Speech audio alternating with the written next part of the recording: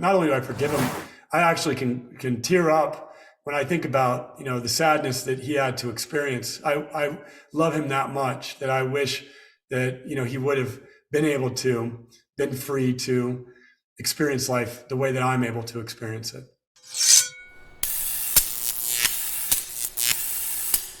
If you were able to go back in time and be the most trusted advisor to your father, what advice would you give him to help him save his life or change his life to a better direction?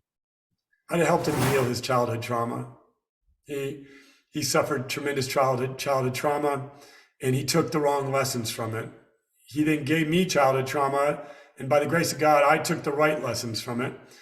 But he got stuck because of that childhood trauma. And a lot of times people get stuck.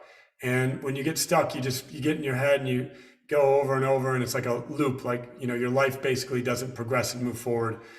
And so I have a lot of compassion and empathy for him that, that the unfortunate thing was, and it's, it has a lot to do with this day and age. There wasn't nearly the amount of information and help, and it wasn't as socially acceptable to seek help and to really try to develop yourself personally and to grow yourself personally.